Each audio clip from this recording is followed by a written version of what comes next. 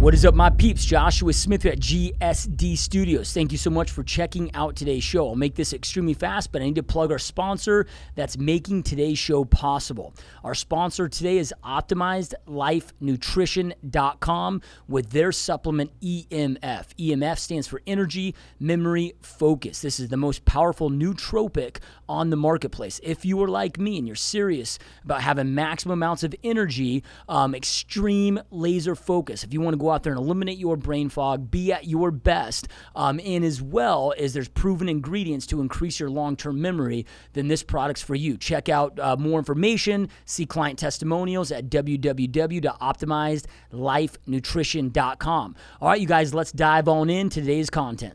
What is up, our peeps? Joshua Smith here at GSD Studios with Dr. Aaron Grossman, Jay Campbell, and Jim Brown for another Ask Jim, Jay, and Dr. Grossman show. So you guys, thank you so much for watching this show.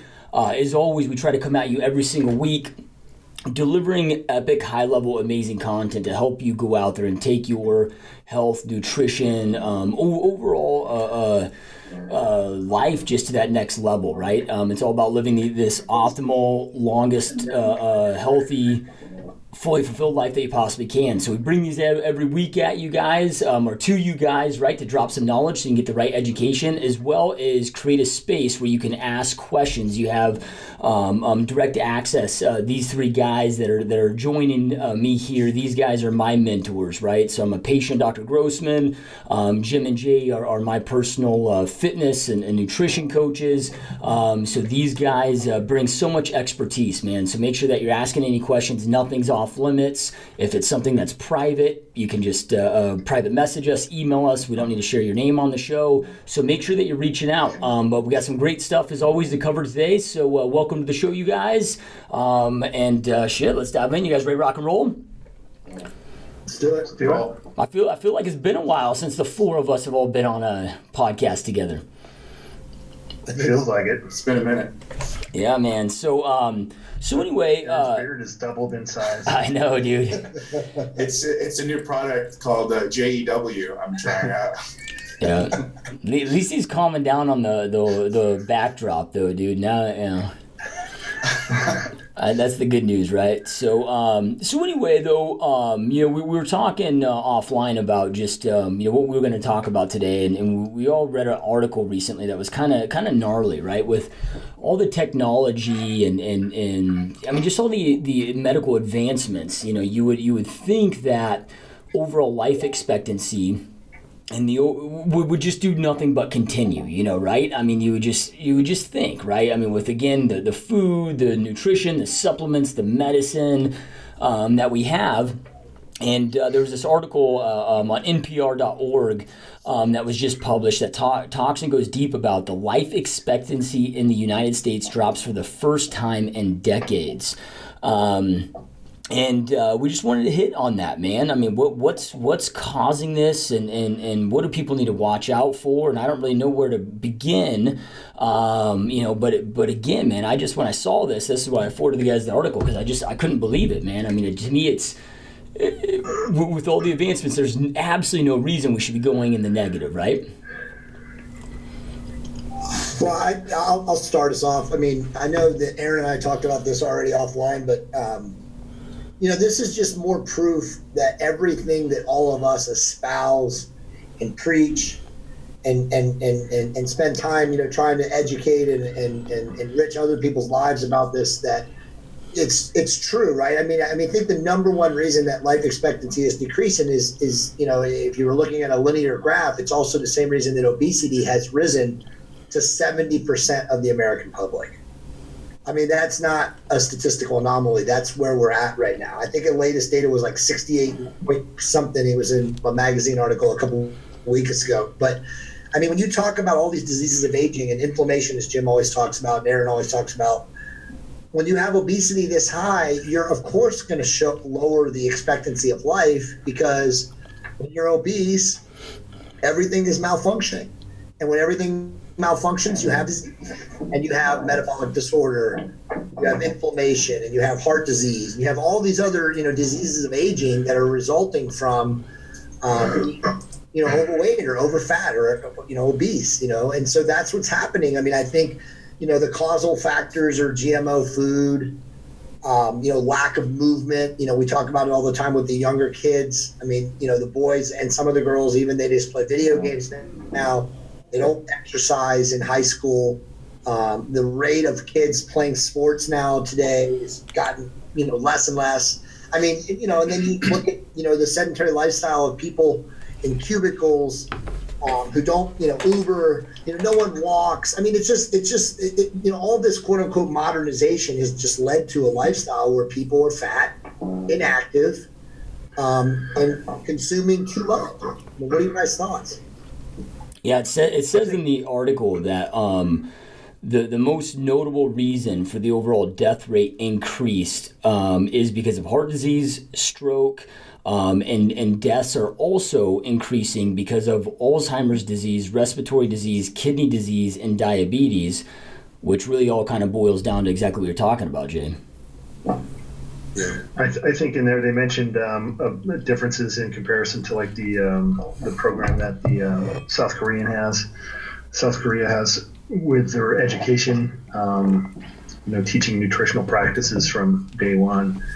And, when it comes down to it, I mean, my daughter was just coming home from school telling us about how, they were teaching her the 7 grains or the 7 servings or whatever it is daily of grains is healthy and whole wheat is healthy. And, she had a personal opinion about the lady who was presenting this, who was a certified dietitian.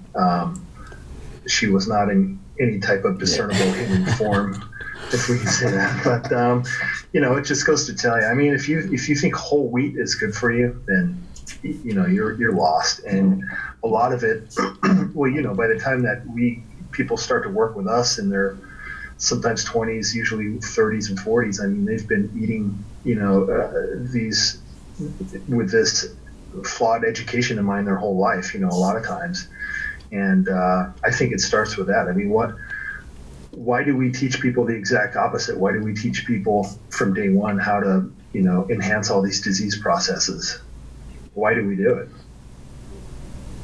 I think it's a very clear, it's another demonstrable, clear sign that there's a war on the middle class, and we as humans continue to stratify, and the elites, they get more money and they're going to get more access to this technology for healthcare. And who's going to suffer? Who's going to get the same toxic information, the same inflammatory nonsense is the middle class and the poor. If you think this technology is going to trickle down, like Reaganomics to the middle class or the people that are actually funding Medicare and Medicaid, it's just not going to happen. So it's just human nature how we just keep stratifying to these elites, middle class, and the poor. And just like every time before, the middle class takes the brunt of it, and now it's affecting their quality of life and their health.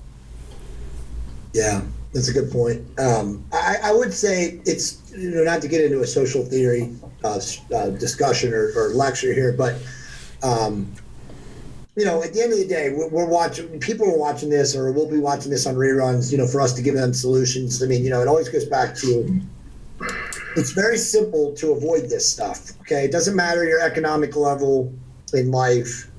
You can live an insulin-controlled lifestyle. Now, yes, it is a little bit more expensive to eat clean, as Josh always says, talking about eating organic or going to Trader Joe's or going to Whole Foods and buying these things. But you don't have to necessarily eat that way to still live an insulin-controlled lifestyle. What is an insulin-controlled lifestyle? I mean, we talk about it, incessantly, but it is reducing your carbohydrate consumption, increasing your movement patterning from a combination of obviously endurance and cardiovascular training and weights, and weights being preferentially above those two things.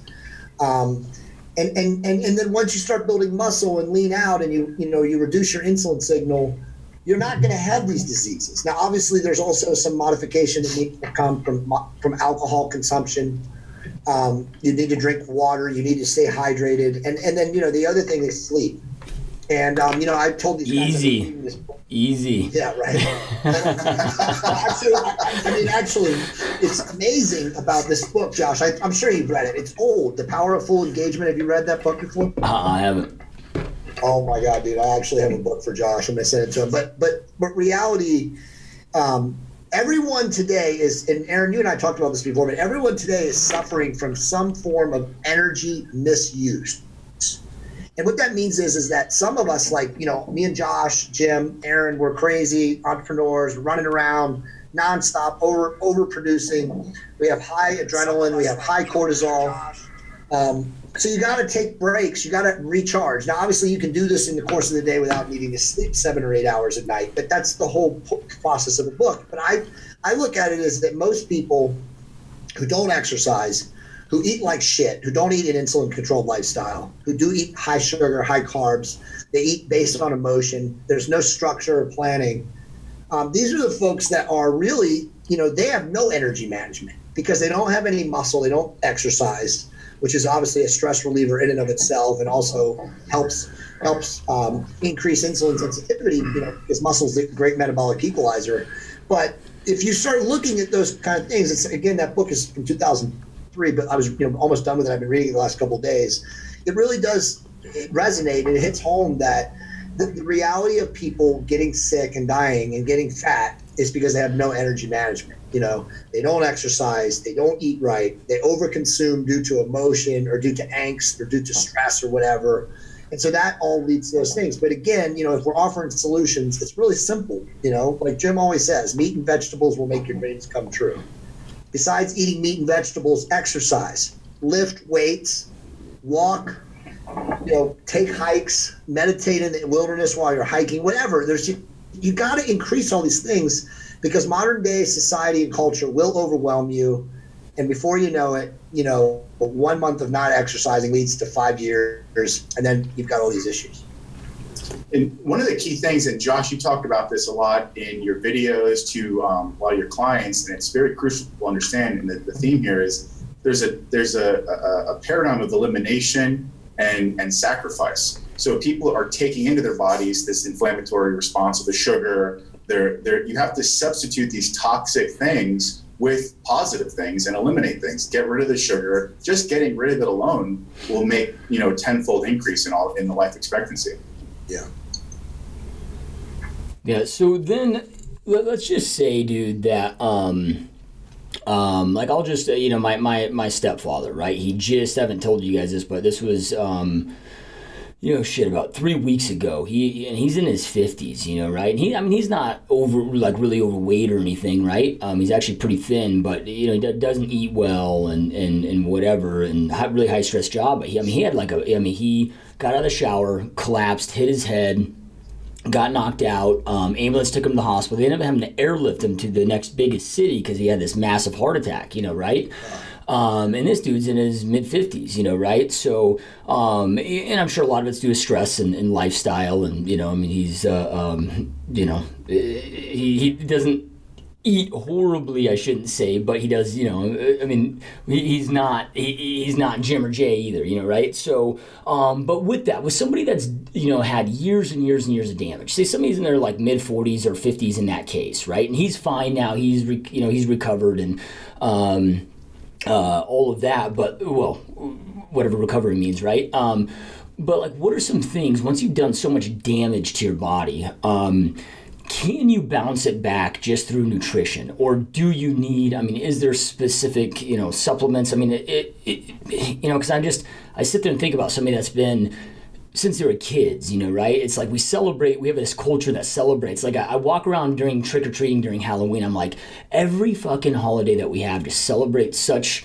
negative poor health, dude. Like everything that we do, right? So most of Americans do that. They're growing up on crap. They're growing up on, whatever, their whole entire life. So let's just say their whole entire life, all of a sudden they're 45, their health is, they get a wake-up call.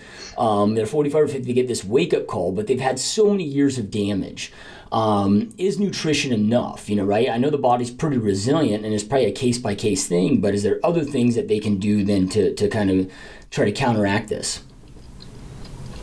Well, I think the American, this is something that they know is going to happen. And when I say they, I mean the health system. So there's a genuine, it's not disinformation, it's just no information. And they know that you're going to reach this point where you're dependent on them entirely, and you're going to need these massive interventions in the forms of surgery, pharmaceutical drugs, and now become dependent on them.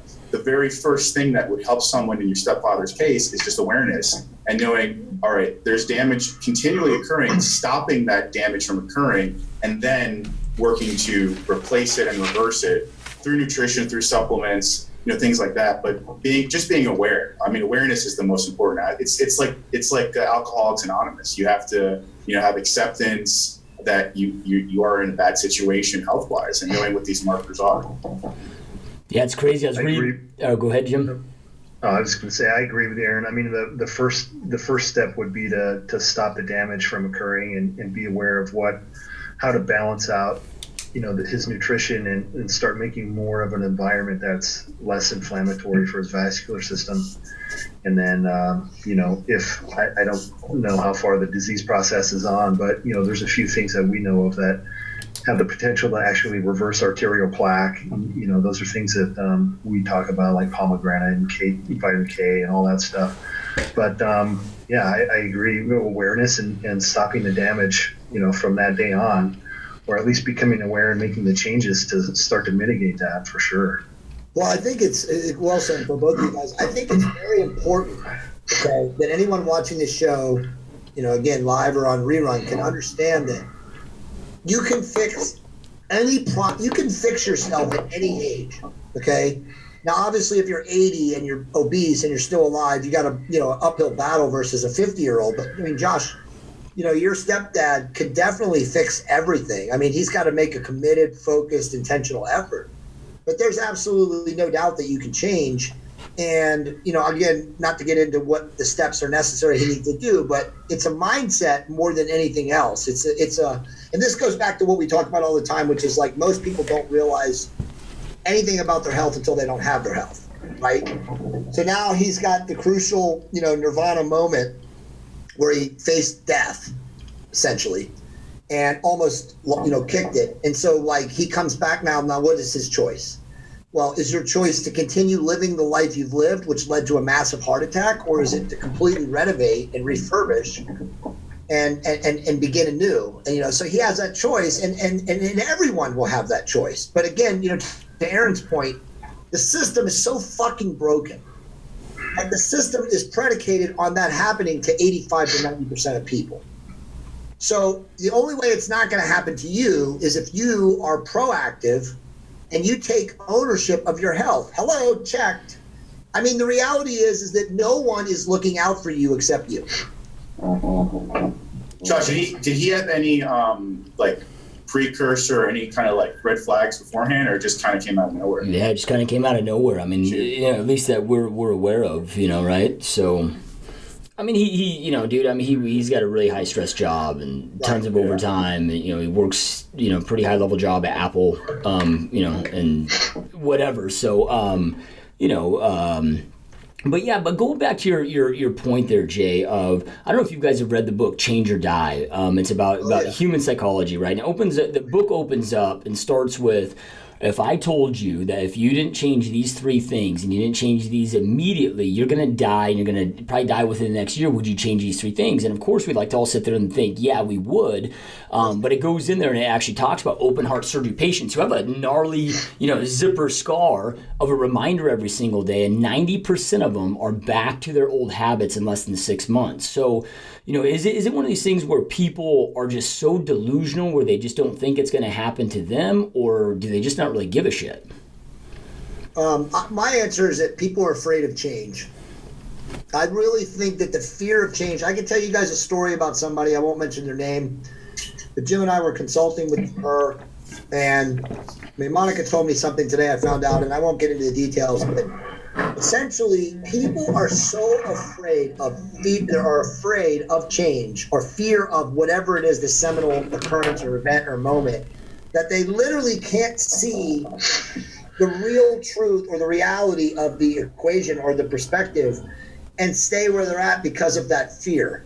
And so again, that's why that book is so perfect and apt, because literally, Josh, my personal take is, because I ask this with people who come on my show all the time, especially with like obese people. And Curtis Fisher, what's up, Curtis? And Curtis is watching us right now. But I did an awesome podcast with Curtis, and Curtis was close to 400 pounds and lost, literally 200 pounds, and he's one of Jim and I's best clients now. And he's an amazing dude. He's an attorney in Tennessee, and his story is amazing. But I asked him very hardcore in this podcast. I said, Curtis, when morbidly obese people look in the mirror, do they really see a morbidly obese person looking back at them? And his answer was, well, for me, I saw the truth, which was I was morbidly fat, but I immediately justified that I was with people like me.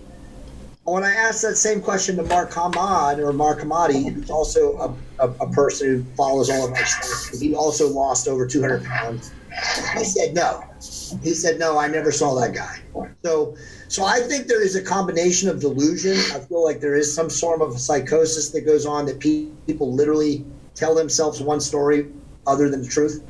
But I mean, you got the statistics. I mean, 90%. Jim knows this from working in surgery. You know, Brett used to talk about it all the time too. They go right back to their old terrible habits, and it has to be fear and delusion. That's my take. Have you guys been following? I've been obsessed with Jordan Peterson lately. Yeah, I see his. He's unbelievable. He was just on the Rogan podcast, and he has this concept of he goes in all the Jungian stuff and how we're basically programmed to be either predator or prey. So you have to like switch that mindset, and it's like what Jay's talking about. It's completely binary. You're either going to be a form of predation, or you're going to be prey for these constructs and these poor ideas that have been indoctrinated you from birth. Right. And it ends in death, you know? Right. And not a good death either, right? I mean, hold on. I want to go back to something what you said, Aaron, about the system. So guys, I mean, here's the truth. And you know, this goes back into TRT. We can cross-segment this into talking about TRT and hormone optimization for the women that are watching this. When people say stuff like, well, I don't want to have to use testosterone the rest of my life. I don't want to have to rely on that, you know, for my testosterone. You know, the truth is very simple, and I don't want to stay there very long, but the truth is very simple, that based on our current environmental degradation and looking at the world as it is, at some point a man, and even women, again, this is not just men, this is both, are going to have to look at optimizing the hormones, because you're not going to have natural production that's at an optimal level. Okay, so that's a fallacy. Let's just get rid of that red herring right now. That if you think you're going to rely on your natural production for the rest of your life, and that, you know, intervention in the form of hormone optimization and all the ways that we preach is not needed, then you're just fucking head in the sand. It's buried 6 feet down, and just get ready, because what's coming for you is all the pills that Aaron talked about, and all of the quote unquote diseases that they predicate or they predilect for you to come, which is diabetes, which is heart disease, which is Alzheimer's, which, as we know, is type 3 diabetes. So again, as Jim always talks about, everything is coming because you choose to inflame your system by eating like shit, by drinking too much alcohol, by not sleeping enough, by having high stressors, by not exercising, by not lifting weights. All of these things eventually contribute to what Aaron says, which is some form of death in a controlled disease fashion, has you addicted, literally addicted to 20 to 30 pills a day by the time you're 65 years old, color-coded pills. So again, the choice is yours. Take ownership of your health, get your blood work done all the time, as you say, start living an insulin-controlled lifestyle, and don't become reliant on that, because you won't need it, because you will avert all of that. Well, Jay, you can either start taking omega-3s and vitamin K and drinking your 4 ounces of palm juice a day, all the stuff that we talk about, or wait after you have surgical intervention, and then you'll have prescriptions that you need to take, or else you're going to die from. So, yeah. I mean, that's, you know, we're not going to, you know, if the zombie apocalypse hits tomorrow, you know, I would like to be free of being dependent on any supplements and or testosterone and medication for whatever that would, so I could roam the earth and fight zombies or something without, you know, having my omega-3s every day. But, you know, the fact is, I mean, either you're gonna be tied to something, and that's either, you know, nutritional food and supplements to help optimize your health, or it's going to be, you know, you're going to have surgical intervention and then prescriptions afterwards, or lifelong prescriptions once you get super, you know, sick. your disease processes are at the stage where they need treatment, and then the surgery after that. There's not really, it's, you know, you don't want to take testosterone for the rest of your life. You're going to take something. Yeah. Right. I guarantee you. What Jay and Jim said is needs to be really hammered in, because and I'm guilty of this too, where I say, oh, there's this malevolent force, you know, this outside force that's trying to, you know, make us sick. And that might be the case, or it's probably, if there is, you know, it is happening and they're taking advantage of it. But what people really need to understand, and there's too much data to prove, to showcase this, you can just go online right now, is whether you want to accept it or not, the environment that we live in on planet Earth right now has become, between halogens and plastics and xenoestrogens, is literally a toxic environment in the last 100 years. Yeah. The things we do to prevent these diseases are actually causing damage. Even sunscreen causes, you know, in certain data markers, causes more skin cancer. So you have to understand there is a war going on, whether you want to admit it or not, and it's happening on a cellular and molecular level. And you have to do everything you can to wage war back at it, or you will be susceptible and just another statistic. Well said. Yeah. When was the last time any of you guys were sick? I honestly don't remember, man. Spiritually, emotionally. No, but you know, it's one of those things. Like we were doing our tax returns, you know, obviously for 2016 recently, and we're like, man, you know, because we switched even our kids to a full organic diet in like the last, you know, year and a half, and even our kids, even when everybody else every day, you know, strep throats go around, this, our kids never get sick. I mean, I'm on you know, I pulled an all-nighter last night, right? So I'm guilty of the not sleeping thing, you know, and I abuse that. But even with that, dude, you know, by eating clean and being on TRT and you know, following the advice of you guys and Dr. Grossman, shit, dude, I'm never sick, man. I'm never down. I can't even think of the last time I got a fucking headache.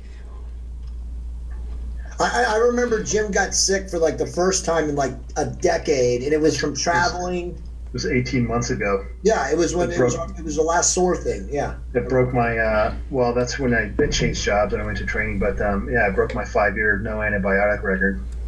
Right. I mean, there's no question. And by the way, my children have never been vaccinated. They're 9 and 7, never been sick a day in their life. Nothing, not even a sniffle.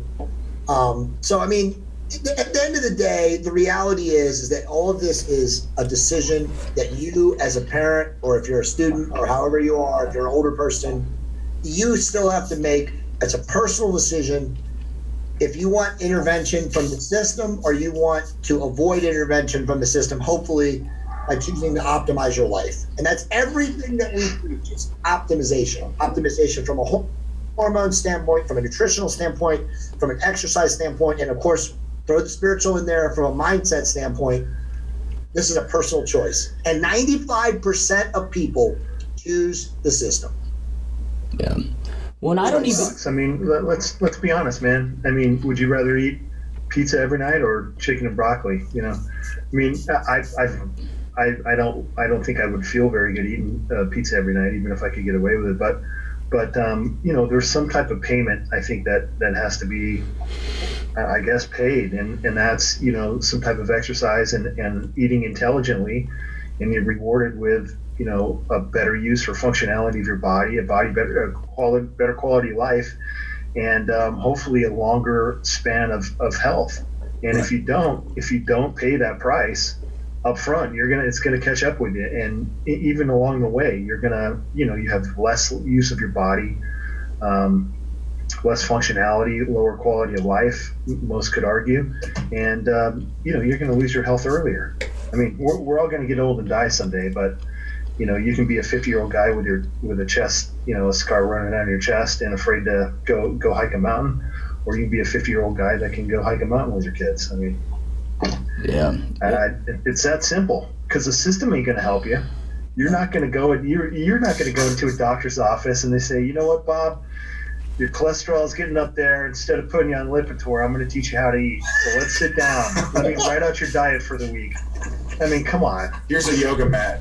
I mean, that's never going to happen. The system is set up for you to get sicker and to, you know, pay the bills of all these companies. And you see it firsthand. I'm part of the system, yeah. so I'm sure that's not going to change anytime soon. So.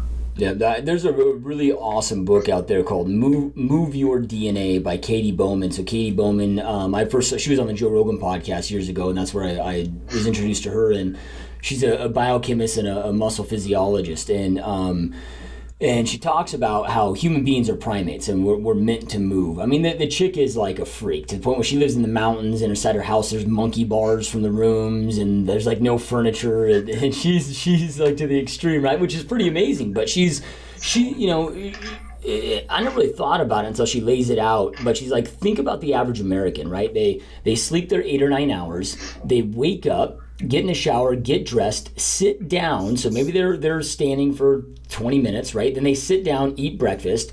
Then they go walk to their car. Then they sit in their car for 30 minutes on the average commute, which is the average American Times commute. They park it. Then they walk a little bit into their office. And then they sit in a cubicle for 8 or 9 hours. Then they walk back to their car, drive home for the next 30 minutes, walk into their house, sit down to eat dinner. Then the average American sits down and watches 4.7 hours of TV a night, you know, right? Then maybe walks to their bedroom, and that's about it. So your average person is probably getting 20, 30 minutes max a day. And I'm not talking intense movement. I'm just talking fucking being on their feet and standing up, and you know, Right. you know, it's just, I mean, if you just even if you don't even talk about nutrition, I mean, just the lack of movement that exists is just absolutely gnarly. Her whole thing is that we're living in a caste. Like we as American society now have a caste on us, and she compares it to the well at SeaWorld. Like their fin is to the side, where when they're in the natural, you know, habitat, it's straight up, right? Whether the dorsal fin or whatever it's called, and that's us now. And then she even talks about like kids with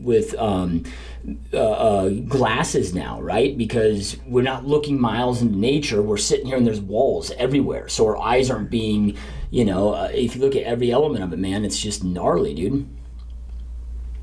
It's crazy, man.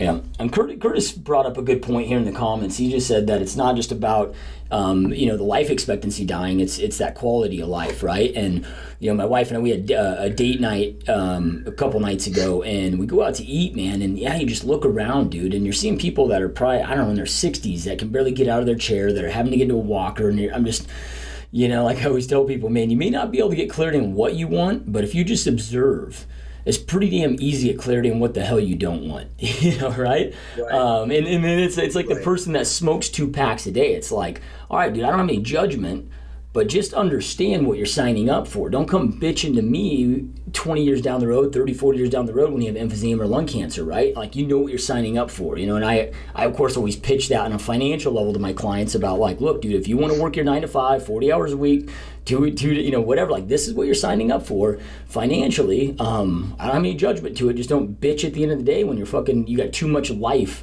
at the end of the money. And you know, the same thing applies to people's health. Yeah. I like the game at Costco where I look at everybody else's cart and think, holy shit. Okay, makes sense. Okay, makes sense. It's just amazing, you know, from a difference of what, you know, not that I'm superior, but I definitely eat better. You know, it's a difference of what's in my cart and what's in, you know, like the average cart. You're like, man, really, people still eat Twinkies? I mean, come on, man. You know? I mean, it just again, it comes down to personal choice.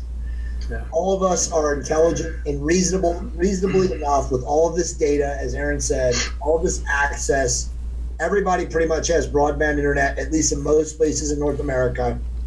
There's just no excuse to choose to be addicted to the system. But as you said, Jim, it's easier. Well, it's like anything. Yeah, you want to have to search out the information. I mean, there's plenty of information, even if if it fits your macros, idiot. And that's at least something, you know, that's ownership of saying, hey, I'm gonna look at what I'm eating and try to make sense of these numbers and what it does for my body. It's 75% of something.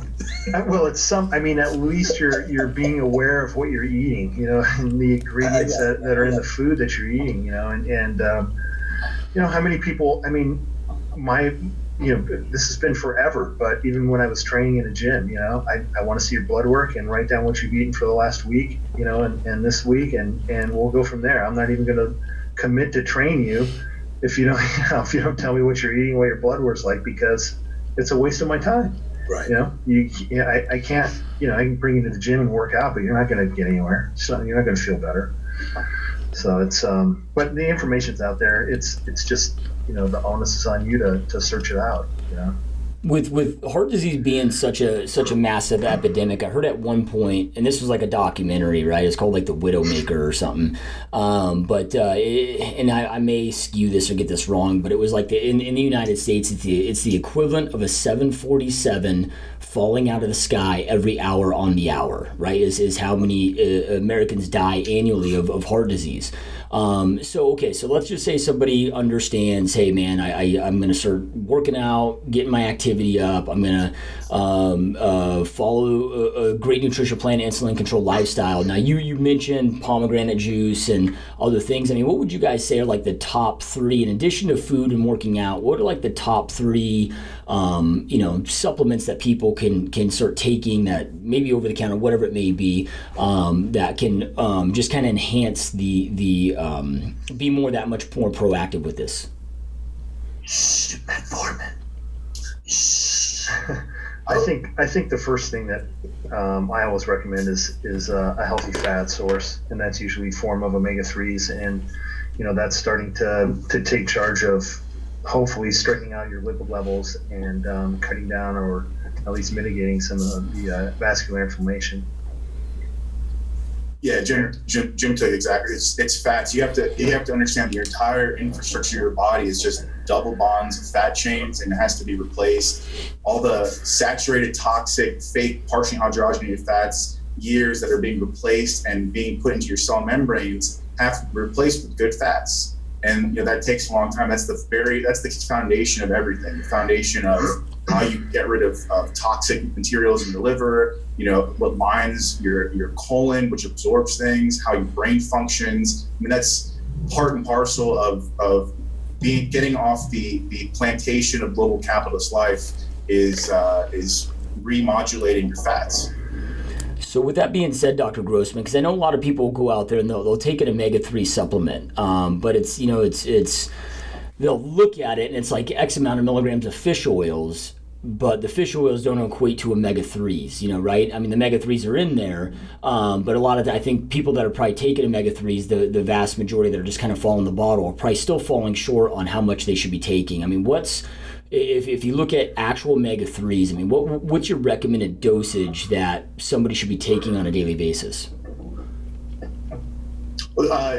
Dr. Osborne actually had a good article about this a long time ago. The data from the guy that's like the god of this is Dr. Vasquez. Yeah. And it comes out to about 3 grams a day of hardcore EPA DHAs. Right. So, I mean, you got to be taking, hardcore.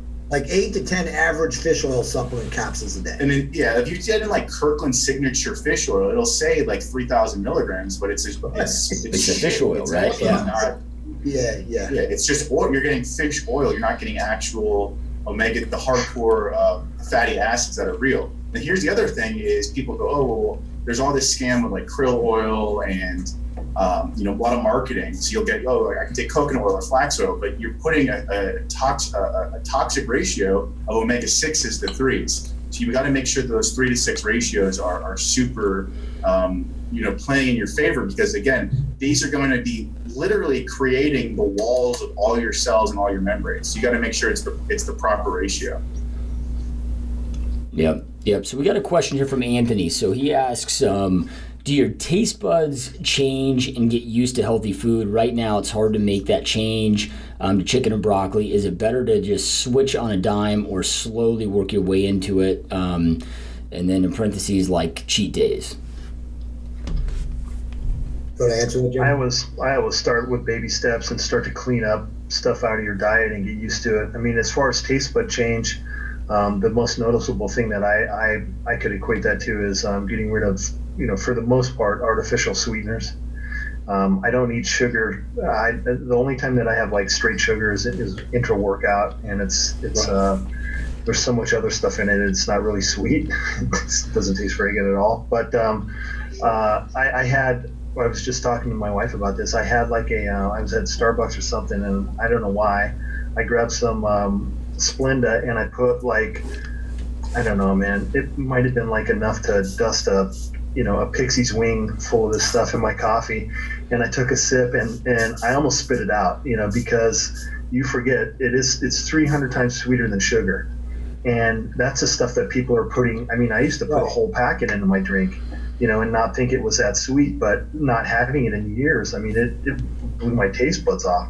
But since I don't eat sugar straight, rarely I'll have something sweet. I bite into a bell pepper and it tastes like a fruit. It tastes sweet. I bite into an apple and it's like eating dessert. So your taste buds, as far as getting away from artificial sweeteners, that's changed my taste buds a lot. As far as eating a bowl of broccoli and being super happy about it, it's, for me, it's all in the seasoning, man. But I always recommend to start your diet changes, fairly conservatively. That's getting rid of the breads, kind of working your way into better food choices as you go, going slowly. Because in my experience, if I hand you a diet that says chicken and broccoli and egg whites in the morning, egg whites and oatmeal, I mean, there's like a 0% compliance to that. But if we can get you to write down your foods and start to take a look at, critically thinking about what you're eating and what's that doing to your body, and then start to make better food choices along the way, then in 4 or 5 months, you got a pretty good diet. Yeah, it is crazy, dude. Like my wife and I, not too long ago, we went and saw a movie, and I don't know why, but we were both like, yeah, let's get a soda. Let's get a Dr. Pepper. Right? And dude, I used to live off of Dr. Pepper, and then I had a sip of that, and I'm like, it tasted like straight syrup. I'm like, it was so freaking gross, dude. Right? So, yeah, man. And I used to slam like 6 of those a day, dude. So yeah, I don't know if it's a taste bud change thing, or if it's just your body just, it's weird, because I used to eat like such shit, and I never felt really shitty. But now that I eat so clean, I feel way better than I did when I ate shitty. But now when I introduce any of that bad stuff in my body, dude, it's like I'm like hungover, like I'm done. It lets you know, man. It lets you know for sure. Yeah, it's weird, man. It's crazy. So to answer your question, you can't change your taste buds, but it doesn't happen overnight. Slow process. But I would get rid of artificial sweeteners first, and that goes along, with our discussion on gut health. Right. That will help you create an environment where it's more conducive of straightening out your gut health with the addition of fermented foods and probiotics and the subtraction of artificial sweeteners. Yep. So the next question is, any preference on carrier oils like cottonseed, grapeseed, sesame, etc.? Everybody has their own individual reaction. For testosterone? Yeah, this is for injectable testosterone. But everybody has their own individual reaction. Aaron can speak about this because I know he's looked at like compounding pharmacy preparation. But almost every testosterone ester usually has a different solvent and a particulate to keep the oil stable. And some guys, as we all know, and obviously Aaron deals with probably on a daily basis, some guys will get a reaction to injectable preparation. And then it just becomes kind of like you just got to experiment and you got to try a different one. A lot of people have an issue with propionate. I'd say probably 10% of users, Jim's one of them, have a reaction to it. So everybody's different, and there's no one size fits all approach. I would say, and correct me if I'm wrong, Aaron, grapeseed oil is usually the one that seems to cause the least reaction if you're looking at the general population over a whole. Grapeseed is usually the best option. The other good thing about grapeseed is, the oil itself is actually, pretty effective. It's a healthy oil. Cottonseed can have more of an oxidative effect over time. So we see grapeseed having the least effect. People do have, reactions. Propionate is just, it's Russian roulette sometimes. It even depends. You'll have some people have propionate issues with different manufacturers and things like that. So I think it's more so the actual propionate itself and the bulkiness of it, less the oil. Sesame's, we've seen a lot more sesame, but grapeseed seems to be the least reactive. Cottonseed does have a lot of issues from what we've seen. Is there kind of a standard, or is it just every compounding pharmacy is different?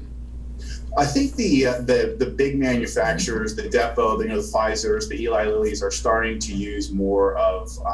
I think they go more the cottonseed or sesame route. and more of the compounders use grapeseed. I could be wrong about that, but I think that's more of just a cost and margin issue. But grapeseed seems to be the best as far as a quality. I mean, if you're going to be it's like we're talking about oils. You know, I'd rather be taking grapeseed oil has a very high flash point for heat. So you want to look at the oils that have the higher, you know, walnut, sunflower. I wish they used sunflower oil. I think that would be the best blend, honestly. It's too thick. Yeah, I was about to say it's too thick. Yeah, allegedly. I don't know that. Let's talk about those. Let's talk about oils real quick. So we were talking about what supplement to take and why we would take omega-3 fatty acids and start to change, you know, the fat intake. You would start to want to eat vegetable source saturated fat such as avocado.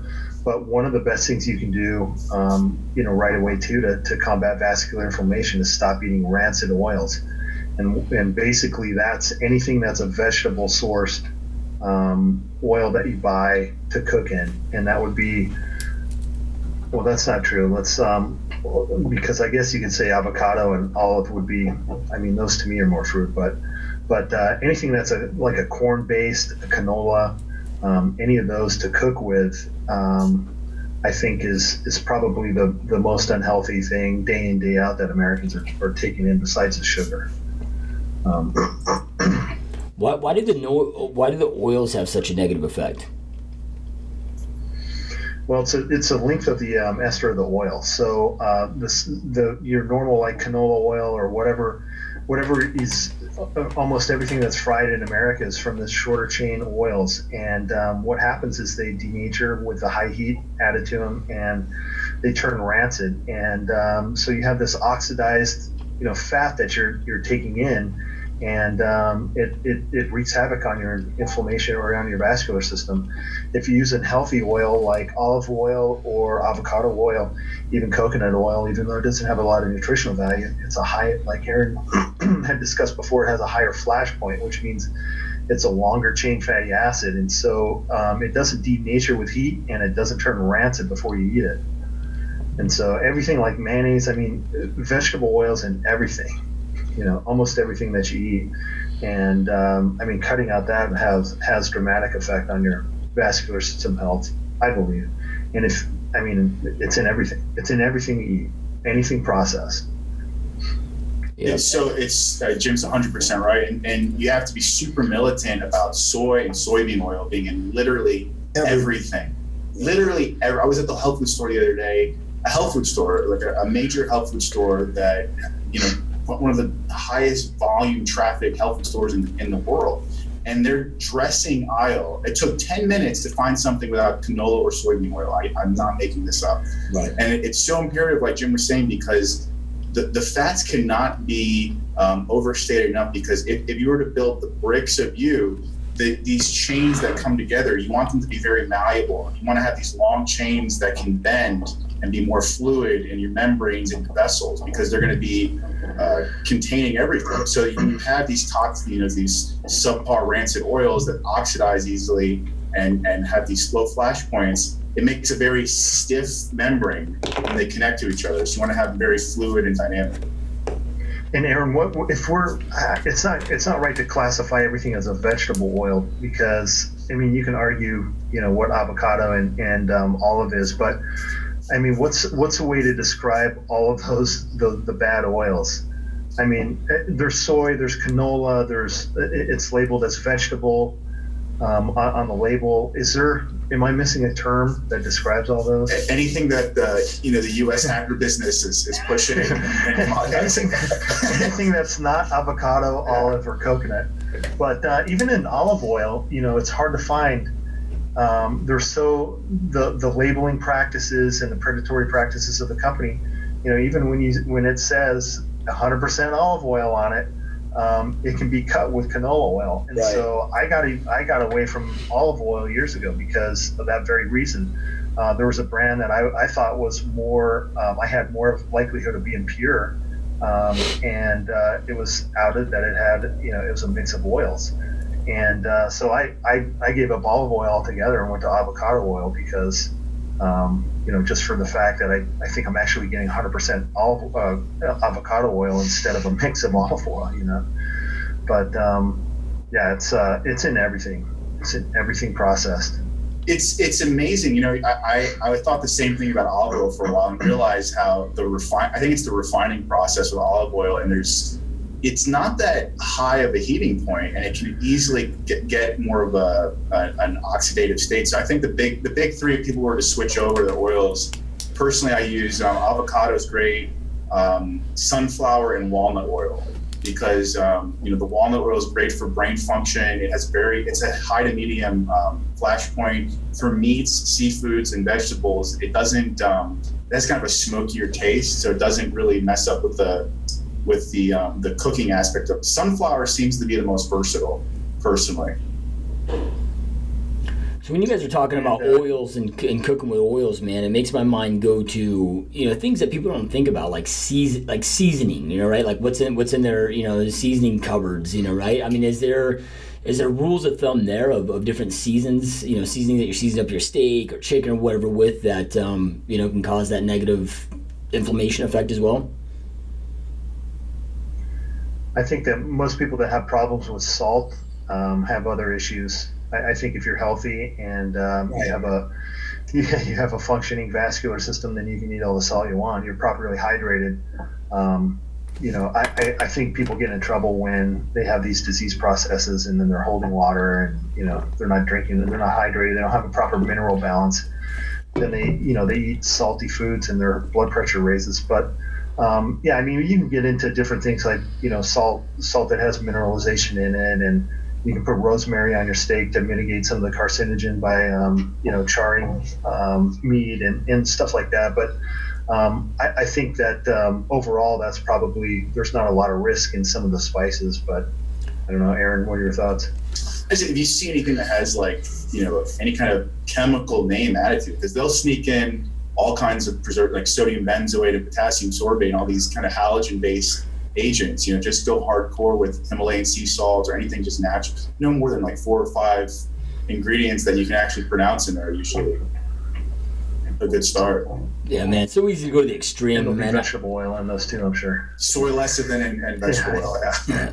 It's so easy to go to the to go to the extreme. I remember reading, I don't know if you guys have read The Food Babe Way. Yeah, right. But I read that book, man, and it was like, dude, like you're just like, fuck it, I'm gonna start my own garden, and that's it. Right?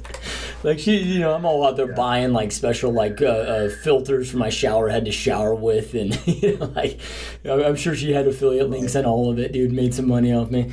Anthony asks. Hey, we could live in a bubble. That would be great. Yeah, I know, right? Just not buying Cheez-Its is going to help everybody. That's something, just to throw that in there. I mean, every podcast I think I've ever done with any person talking about, the environment, if we're drinking water, and most of us are not drinking out of phthalate-free, BPA bottles of Gosh's, and we're just pounding these down, again, what is the strategy? If you know that the environment is degrading at a rate that you can't even comprehend, the reality is you just have to choose to be proactive and to optimize. So if you know that you're going to be getting plastics, well, then you're going to try to optimize your hormones, at least do your blood work.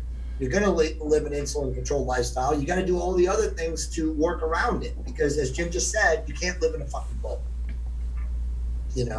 I'm glad you brought that up, Jay, because we're starting to see the thyroid issues become as, if not more prevalent than hormone optimization issues. And looking into the data, we talk about xenoestrogens and these phthalates and BPAs, and they are displacing and causing estrogen conversion. But let's talk about, these potassium, these halogens, the bromides. They're displacing where iodine would be in your thyroid receptors, and these are all over your body.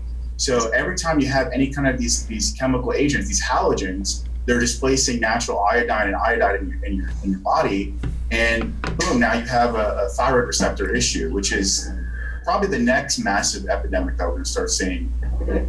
I think it's already there, dude. I think if you look at women who have already, this is a known issue.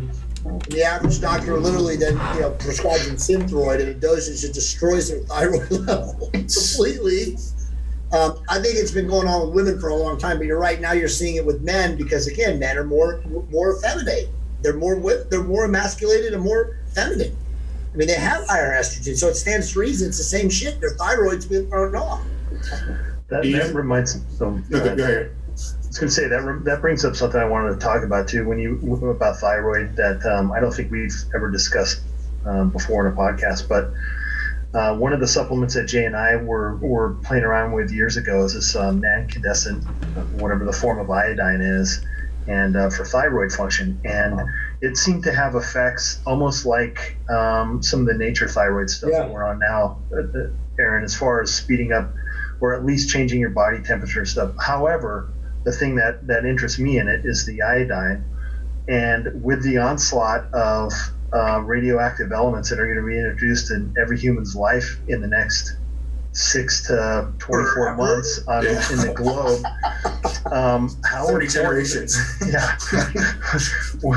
I've actually thrown that back into the mix, and I'm going to stay on it. But what are your thoughts on that, Aaron? So this is a really cool topic. The thyroid is a lot more interesting than we give it credit for, and more involved. It's more involved in body processes, because here's the retardation going on, literal retardation going on. I mean, like the slowing of brain functioning going on by the medical community is that they say that there's a production issue with thyroid, and that's completely the most erroneous thing that you can possibly, and that's why they're putting people on Synthroid, and it's basic physiology. There is no such thing as a T4 deficiency because T4 is not active.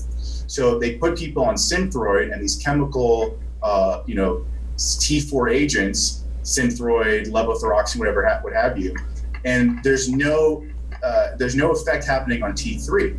So T3 is really, when you look at thyroid, all thyroid is peripheral metabolism and temperature regulation. That's all your thyroid needs to do. So what's happening is you're getting these radioactive elements in your body. It's destroying your receptors. So these supercharged, iodine and iodides are helping to kind of recharge those receptors all over your body. And I think there's another one called SSKI, like a supercharged potassium iodine that's out there that's supposed to be really good too. But the problem is if people ramp up and do that too quickly, then they can become hyperthyroid because their thyroid's been so deficient for so long, they'll actually go into a toxic state. So I mean that's the end game, is to get them to replace the natural point of the iodide. Well, what are your thoughts on taking supplemental iodine to not uptake any radioactive iodine? To display, yeah, it makes sense, especially as long as it's charged, because there's the people, what's that company, Lugol's? So they push Lugol's iodine solution, and a lot of these solutions are not charged, right, which is basically just floating around your body. It's not doing anything, and people feel great. They end up getting iodide toxicity, and it's not actually hitting the receptors. So these specific ones, it makes a lot of sense just from if they have to gradually do it. It definitely does work. I mean, Jim, are you using the Alex Jones brand again? No, I never did, because I use the other one. Not that I his brand is charged though. It is actually. Yeah, I know. But remember that kid had turned us on the other one. I get it off Amazon. I'll look it up. It's from the same source of what fossilized whatever. Super male vitality. Super male vitality. I'm sorry, everyone. I'm sorry. Did you guys see his divorce hearing thing in front of the Austin state courthouse? No. It was one of the best trollings of the media I've ever seen in my entire life. That's awesome. It was his actual divorce? They leaked some kind of paper from his divorce proceedings, and then he took over after the custody battles. It was one of the funniest things I've ever seen. Awesome. So Jim's... How do you know if it's a charged form of iodine? It'll usually, the one that I forgot the name of the one, but it'll actually say supercharged, because it has to be, it's iodide is the charged form. So it has to actually. This is I can't pronounce this word. The nascent one? Yeah. That one. So there's some of those that are kind of, it's dependent because they might not be ionized properly. So they might not carry the charge. And if you already are deficient, your body's not going to have the ability to charge it. So you got to give it the charged element. And what was the brand that you said, or the source of? I think it was SSKI was the. I'm not sure that's the term. The one that's not good that everyone is a proponent of is Lugols. And there's another famous one. I forgot the name of it. Not that they're bad. It's just not the. It's not efficient for your body. Potassium iodide. So, hey guys, real quick, we got one last question in here. Yep. That's coming back to the omega-3s, but he's just asking what's the best supplement to get the actual 3 grams of omega-3s a day? Like, what would you recommend? There's a ton of them on Amazon. Nordic Naturals is really good. Carlson's a really good brand. I know you guys are going to laugh, but even the Costco version, there's a high-end one. I forget who it is. It's not Costco, but it's the high-end one they sell at Costco. And it's like 900 milligrams of EPA per cap. I forget the name of the brand. I use the Life Extension one. It has they come in they're like 900 milligram tablets, and they give you a breakdown on the side of the bottle. Last time I did the math and traced the sourcing back, I was very satisfied with that brand. But it just has to be deep sea fish oil. Very, very deep sea fish oil, and it has to have a high EPA component, hopefully, per capsule. We started carrying one at Check that's just like a high potency one. So there's the liquid version. I take it. I'm actually going to be testing out skate oil. It's a relative of sharks basically, and it's better than cod liver oil, because cod liver oil is another one of those where people get hardcore on it, but it's too bulky and there's not as much EPA DHA. But I think skate oil has it has a lot of squalene in it, which is good for anti-cancer compounds. So just make sure, I think just the pure oil, like you guys are saying, is the best form. Yeah. We just got another question from Dennis. It says kind of a weak question, but I've read that taking ice cold showers in the morning have positive health benefits. Any merit to these claims? Not for me. So from a spiritual component, yes. Because when you blast your body with that kind of super cold, almost frozen water, it does things at a cellular level that increases like what they call, in the woo-woo community, prions, or formation of prions. So there is a wake-up element to it. You probably have that for about 20 to 30 minutes after your body is technically primed for almost a meditative or a deep, mindfulness state. But there's all these people, and then there's Willem Hof has a bunch of stuff about taking ice showers and ice baths, but there's no real therapeutic, at least proven therapeutic benefits. Like guys used to talk about taking cold showers to increase thermogenesis and a bunch of bullshit. I mean, come on. I mean, what are you going to do? Stand there for 20 minutes and freeze your ass off, and that's going to increase the thermic effect of brown adipose tissue in the upper back, creating thermogenesis or enhanced thermogenesis. I mean, it's a bunch of nonsense. But there definitely is a spiritual component to cold showers in the morning, like right when you wake up for 30 seconds or 40 seconds. But other than that, I don't believe it. It's not like cryotherapy where you're getting a negative 280 degrees. That's recycling your blood. That's shivering. That's a totally different thing. It's heat shock protein. I mean, that'll work for sure. Yeah. But there's better ways to do that with sauna. That's actually the studies on sauna with the heat shock proteins. I mean, you got to stay in there like 20 minutes to make that happen, don't you? I think it's at least, like 15, 20. I mean, you can get a small spike in testosterone from an ice cold shower. Mm-hmm. I think most of that's related to transient. It's nothing. And it is important to stay on the cryotherapy, and I'm not comparing it to sauna or red light therapy or heat or therapy or anything, but cryotherapy definitely has massive merits when you severely injure yourself, when you have a severe muscle trauma or soft tissue injury or sprain. The cold definitely accelerates healing, but it is not a one-time process. It's a regular, you got to go back for a month and really do it. I mean, I did that when I traumatically injured my lower back, and after a month I sped the healing process for sure. I never felt better, man, when I was consistent. Like I was just speaking to a guy at Ursa, man, about buying my own tank, dude. Yeah, I mean, you can load them up, dude, and I mean, dude. But like you said, Jay, I mean, it takes like 5 or 6 sessions before you start really feeling the benefits. But man, do you feel amazing. I've never tried it, but I mean the new research coming out with the heat shock proteins. I was looking at that sauna study, and there are a lot of toxins that get filtered out to your to your dermal epidermal layers, and that being taken out in the sauna is definitely a noticeable effect. There's a lot of data behind that. Just Rhonda, what's her name? Rhonda Kilpatrick? Or Rhonda Patrick? She's brilliant, dude. I love that broke chick. It down on the last one of the last Tim Ferriss. It was just a question. She was just answering questions, and my God, man, the research on that is incredible. Yeah. It's incredible, of extending your life expectancy and all that stuff, just from going from 2 to 4 saunas a day or a week. It was pretty amazing. Yeah. Can the steam room have the same effect as the dry sauna, or is it just the dry sauna? She was talking about a room that was like 170 degrees, I believe. It's got to be in a bathhouse, though.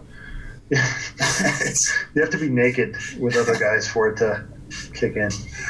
No, I think it was 170 degree sauna. I don't know if a wet sauna has that same temperature. Yeah. What's the cryotherapy like? I haven't tried that out. It's amazing.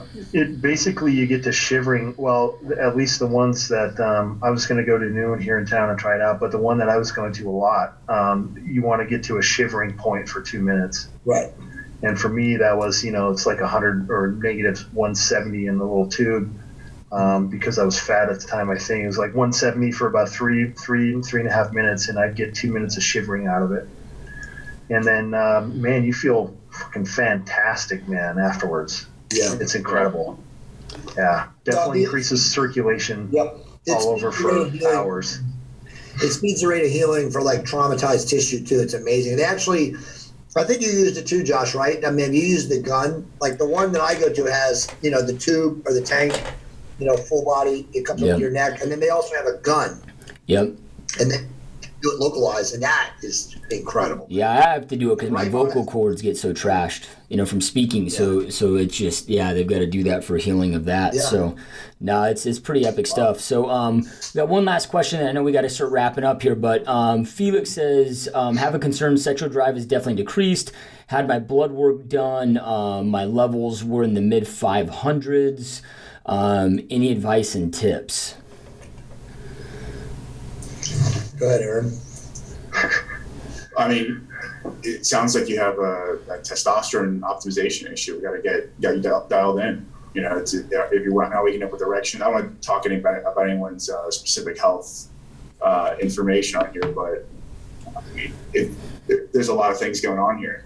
Well, let me preface that, guys. Let's talk about that before we let go, and we'll keep it short.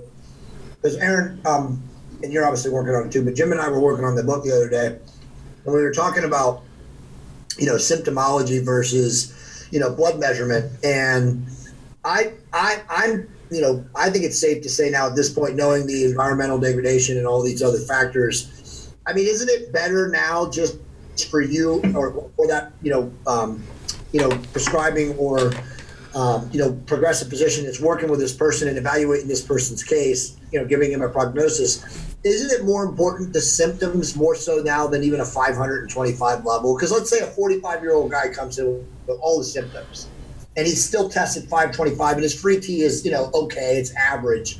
I mean, if he has all the symptoms, I mean, it's perfectly okay, in your opinion, and I'm asking you to start him down an optimization route. Well, I think 600 really should be the cutoff, honestly, from an optimization standpoint. And it really, the first thing we ask people is, are you waking up with erections? That's like the number one thing.